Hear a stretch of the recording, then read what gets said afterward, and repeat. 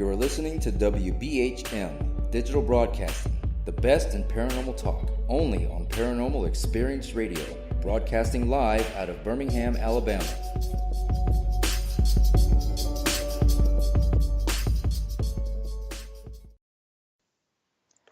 Welcome back. 47 minutes past the hour.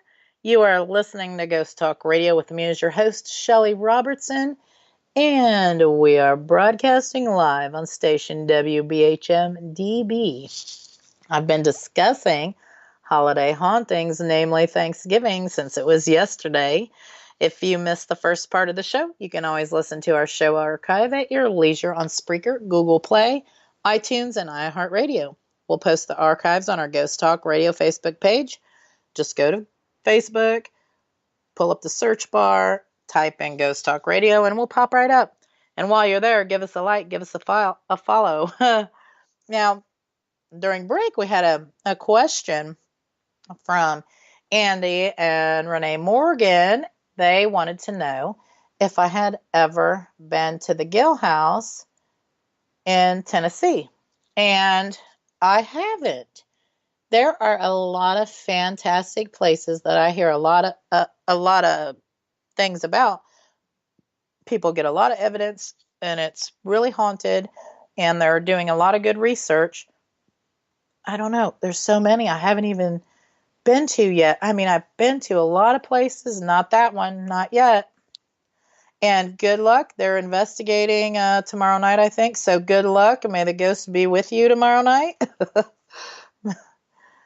Now, before the break, I started mentioning this next haunting is in New York. In 1919, this guy named John Woodruff, he worked as a game protector in New York. And on November 27th, Woodruff left his home to spend Thanksgiving Day patrolling the area. However, he never returned home, and search parties found no trace of him. On April 4th, 1921, which was actually 2 years later, Woodruff's remains were found buried underneath some stones in a shallow hole near a creek bed. Now, the entire top half of Woodruff's skull was detached, which that indicated he'd been struck in the head with a large object. Now, according to Woodruff's wife, he had received a threatening letter months before his death, but he had destroyed it without revealing its contents. Now, on the day he went missing, a witness reported seeing Woodruff argue with an unidentified man before they walked into the woods where he was eventually found. After nearly a century later, John Woodruff's murder remains unsolved. There have been reports that the ghost of John has been seen walking through the woods and along the creek. Strange noises, male voices have also been reported in the area while no one was around. So how tragic, how tragic. Protecting the wildlife and is murdered. Let's talk a little bit about Plymouth, Massachusetts. Of course, obviously, there are reported hauntings there from both the early settlers and the Indians, some resulting from horrific Thanksgiving Day massacre events. Apparitions of Indians and settlers both are frequently reported here. Now, the modern John Carver Inn near the town square, this is where King Philip's head stood on a pike for nearly 2 decades, believe it. This place is believed to be haunted, thanks to being built on a location of a former house which stood there during the Revolution. It is thought that the medical students who once occupied the house were stealing corpses, and the nearby Burial Hill graveyard is where they were stealing them from for their own experiments, mind you. It is said that those people, those students, are still roaming around. So that is a little ghastly. Then we have the old courthouse in the town square.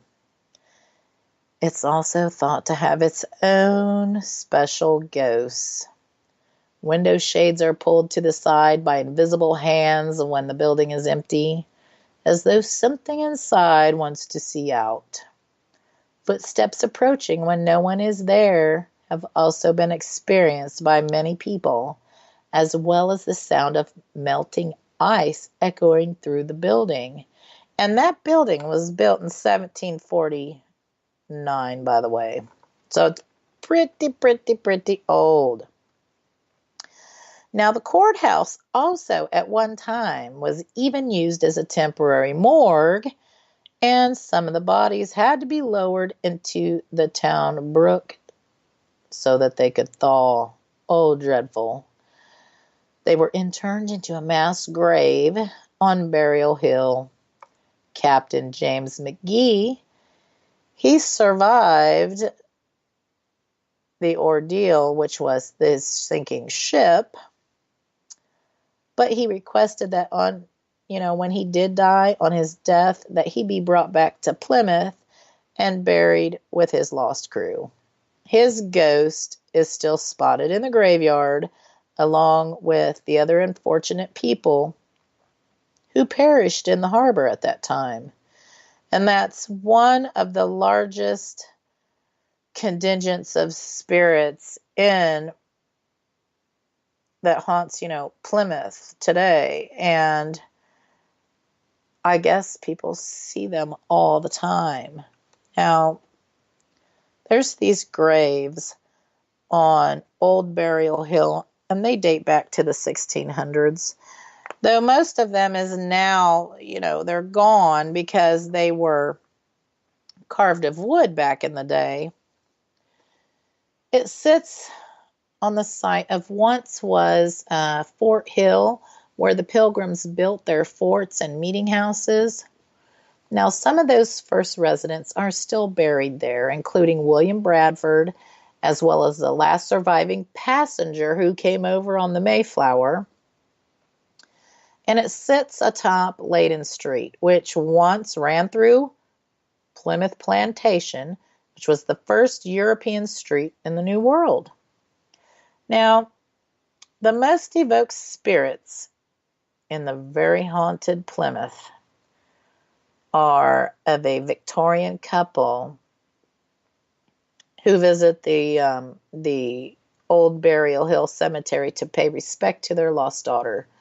Now, everyone says that's seen them, that the sadness of the pair is said to be just overwhelming, and they've been spotted walking the pathways and approaching the graveyard from Summer Street. Now, it's been reported that once the sun goes down, Burial Hill becomes just filled with apparitions, such as those from Pilgrims and Victoria era parents kneeling at their children's graves. Those types of ghosts are frequently spotted. Some say the cemetery is haunted by this husband and wife who lost their 2-year-old daughter named Ida Spear. The Victorian couple is said to visit their daughter's nearby grave approaching from Summer Street as well.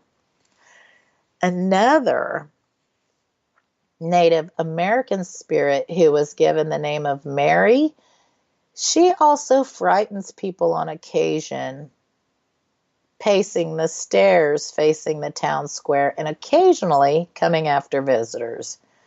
So I guess it's a great place to go investigate, and it would definitely be worth your while if you're looking for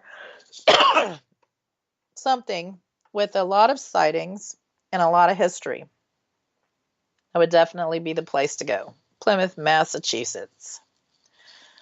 So, now I want to talk a little bit about what's going on at the jail this month and the first part of next month here at the jail. This month for November, we're running Jailbreak Code 9 escape games.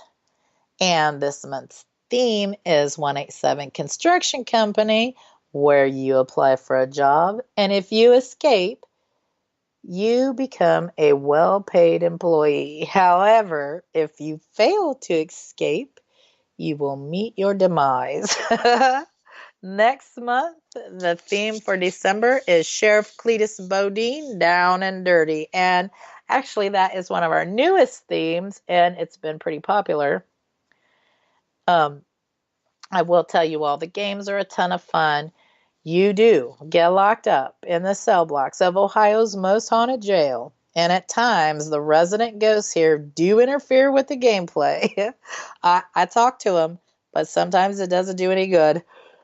We are continually working on the restorations of the jail, and the escape games help to fund the restoration project.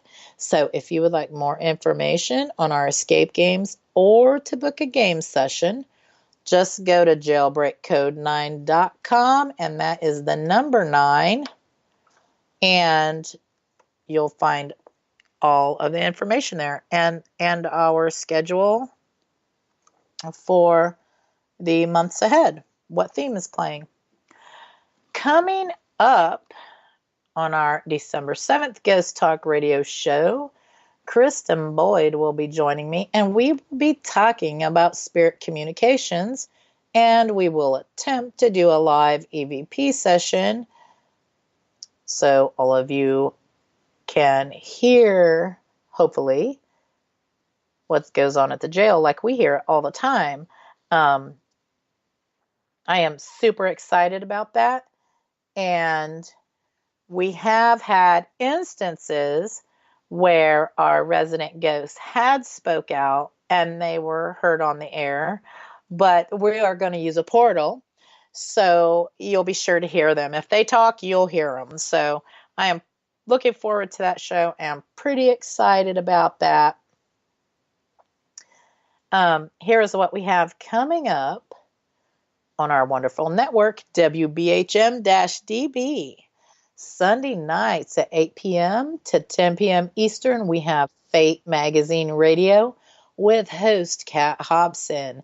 Monday nights at 8 p.m. to 10 p.m. Eastern, we have Paranormal Pride Show with host Denise Pridemore. Wednesday nights at 8 p.m. to 10 p.m. Eastern, we have Paranormal Experience with host Kat Hobson. I personally listen to all the shows, and they're fantastic. They have great information and amazing guests, and y'all will want to make sure that you tune in. Just think about it. Almost every night at 8 p.m., you have a radio show date. Be there. Now, as we come to a close, I want to thank all of our listening friends out there tonight for taking time out of your busy schedule to listen to tonight's live broadcast. I wish everyone to have a great evening and fantastic weekend, and I hope you all scored some Black Friday shopping deals. I did so just from the comfort of my computer chair, desk, and chair today. I didn't go out in the public and face the mob. I did it right here from home. You have been listening to Ghost Talk Radio, broadcasting on WBHM-DB, Birmingham, Alabama. Good night, friends.